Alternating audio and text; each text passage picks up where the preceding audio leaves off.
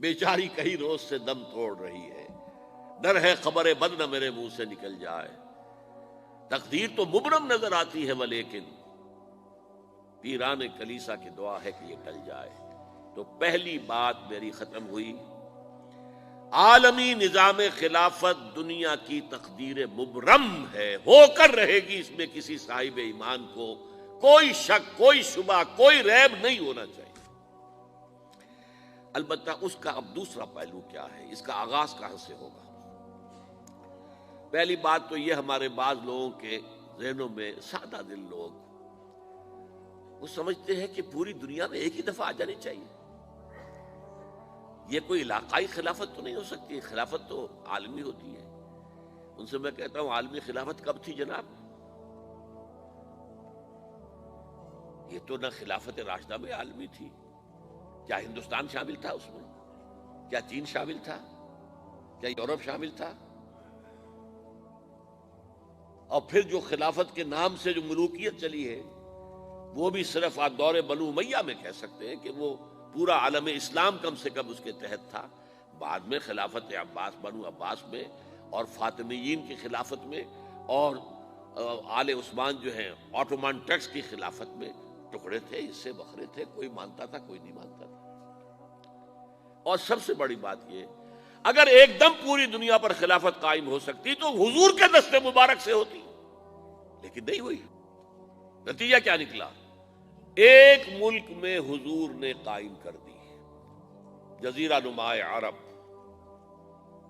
یہاں خلافت قائم ہو گئی، حضور خلیفہ ہے۔ اس کے بعد آپ کے خلفائے راشدین نے پھر اس کو وسعت دی، شرقاً غرباً شمالاً، 3 کالمز نکلے ہیں فوجوں کے، صحابہ کرام کے، 3 کالمز، ایک ایسٹ ورڈ، ایک ویسٹ ورڈ، ایک نارتھ ورڈ۔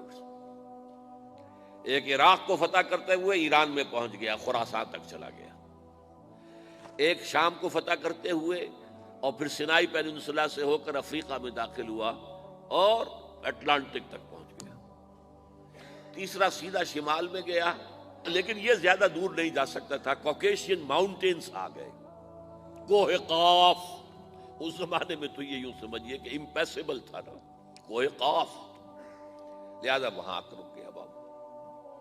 اب بھی یہ ہوگا، کسی ایک جگہ سے شروع ہوگا پھر پھیلے گا، اس کے سوا کوئی چارہ کار ہے ہی نہیں۔ اگر ہر جگہ پوری دنیا میں ایک ہی وقت میں ہو سکتا تو حضور کے دست مبارک سے ہوتا صلی اللہ علیہ وسلم۔ اب وہ نقطہ کون سا ہوگا، نقطہ آغاز کون سا ہوگا؟ اس میں پہلی بات تو میں نے کہا، جو شک کرے گا اس کا پھر ایمان مشکوک ہے، ہوگا، لازماً ہوگا، گلوبل ہوگا، پوری دنیا میں ہوگا۔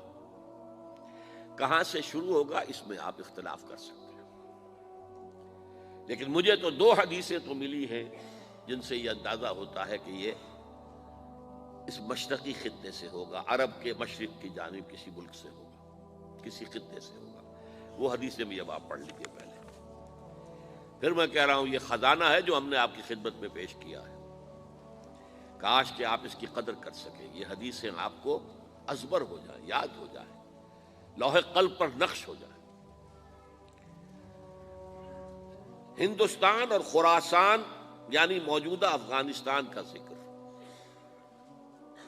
ابن ماجہ کی روایت ہے، عن عبداللہ ابن الحارث رضی اللہ تعالی عنہ قال رسول اللہ صلی اللہ علیہ وسلم یخرج ناس من المشرق یؤتئون للمہدی یعنی سلطانہ، یعنی سلطانہ، دونوں طرح سے پڑھ سکتے ہیں۔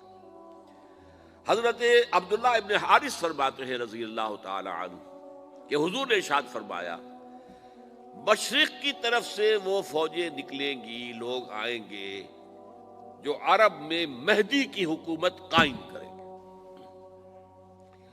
یہ مہدی کون ہوں گے اس کا ذکر میں ذرا بعد میں کروں گا، لیکن نوٹ کر لیجئے کہ مہدی سے پہلے لازماً کسی مشرقی علاقے کے اندر وہ نظام قائم ہو چکے گا، تب وہاں سے فوجیں آئیں گی نا۔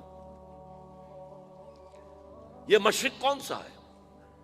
عرب کے مشرق میں آپ چلیے، ایران بھی آ جائے گا، افغانستان بھی ہے، پاکستان بھی ہے، اور اگر اسے اور توسیع دیں تو ہندوستان بھی ہے۔ یہ ہے عرب کا مشرق، اس سے فوجیں جائیں گی۔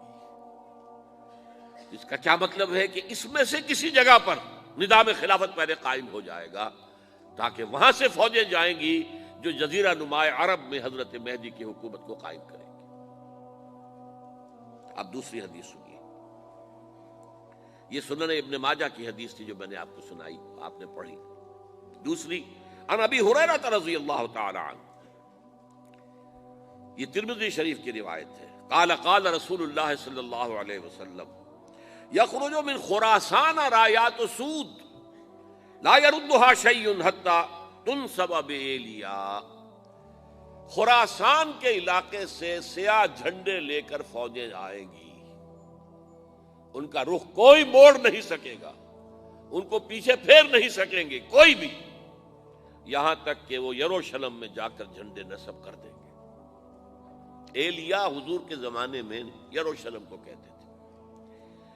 یہ یروشلم تھا جب حضرت سلیمان کی حکومت تھی اور یہاں پر معبد سلیمانی، ہیکل سلیمانی قائم ہوا، پھر یہ یروشلم ہی رہا ہے تاریخ میں، یہاں تک کہ سن 70 عیسوی میں جب ٹائٹس رومی جنرل نے اس کو گرایا، ختم کیا، سیکنڈ ٹیمپل گرا دیا اور یہاں سے یہودیوں کو کہا نکل جاؤ، یہاں سے کوئی یہودی باقی نہیں رہا، تب بالکل تہو بالا برباد کر دیا۔ اس کے کوئی 150 سال بعد ہیڈریان، رومن ایمپرر ہیڈریان، اس نے پھر دوبارہ آباد کیا اس شہر کو۔ 150 سال تک یہ بالکل بنجر اور بالکل غیر آباد پڑا تھا۔ اب ہیڈریان نے جب آباد کیا تو اس کا نام ایلیا رکھا، اب یروشلم نام نہیں تھا۔ تو حضور کے زمانے میں پھر اس کا نام ایلیا تھا، اور اب اس سے کیا معلوم ہو رہا ہے کہ یہ یروشلم مسلمانوں کے قبضے سے اس وقت نکلا ہوا ہوگا۔ ایک دفعہ پہلے نکلا تھا، سن 1099 عیسوی میں مسلمانوں کے ہاتھ سے نکلا، کروسیڈرز، عیسائیوں نے آ کر اس کو قبضے میں کیا، لاکھوں مسلمانوں کو مارا، قتل کیا۔ اس کو 1187 عیسوی میں واپس لیا ہے۔ کس نے لیا ہے؟ صلاح الدین ایوبی، کرد۔ عرب کھوکھلے ہو چکے تھے، عربوں نے کھویا، واپس نہیں لے سکے، بہت حکومت کر چکے تھے، 400-500 برس کی حکومت کر کے، اور ان کے عیش اور ان کے آرام، اب ان میں جان نہیں تھی کہ وہ واپس لے سکے۔ واپس لینے والا گرم کرد خون تھا، صلاح الدین ایوبی۔ تو گویا کہ اب آپ سمجھئے کہ 88 برس تک عیسائیوں کا قبضہ رہا یروشلم پر۔ اب 1967 میں یہودیوں نے قبضہ کیا ہے، اور اب 38 برس تو ہو گئے، 88 نہیں تو 38 برس تو ہو گئے ہیں، لیکن وہ دور آئے گا کہ اب پھر لیں گے، لینے والے عرب بھی نہیں ہوں گے، خراسان کے علاقے سے فوجیں آئیں گی۔ یہ خراسان کیا تھا؟ ایلیا تو میں نے آپ کو بتا دیا، یروشلم کا نام ہے۔ خراسان اس زمانے میں ایک بہت بڑے ملک کو کہتے تھے، کچھ حصہ پاکستان کا بھی اس میں شامل ہے، کچھ حصہ ایران کا بھی ہے۔ ایران کے اس حصے کو اب بھی خراسان کہتے ہیں، وہ ایک صوبہ ہے۔ خراسان ایک صوبہ ہے ایران کا، چھوٹا سا۔ پاکستان میں خاص طور پر یہ جو علاقہ مالاکنڈ ایجنسی کہلاتی ہے، اس سے اوپر جتنا علاقہ ہے، اور یہ جو واخان کی ایک پٹی آتی ہے اوپر، واخان افغانستان کی ایک پٹی سی دم سی چلی آتی ہے جو جا کر چائنا کی سرحد سے مل جاتی ہے، یہاں سے لے کے یہاں تک یہ جو مالاکنڈ کا وہ درہ ہے اور پہاڑ ہے، یہ بھی خراسان کا حصہ ہے۔ باقی تقریباً 2/3 آف افغانستان، ساؤدرن حصہ نہیں ہے خراسان کا حصہ، یہ سیستان کہلاتا تھا، یہ خراسان نہیں ہے، لیکن یہ کہ اوپر کا 2/3 آف افغانستان، اور اس کے ساتھ یہ جو عرب، جو اب یہ ترک ممالک آزاد ہوئے ہیں سوویت یونین کی ڈسولوشن کے ساتھ، یہ سارا علاقہ کہلاتا ہے خراسان بزرگ۔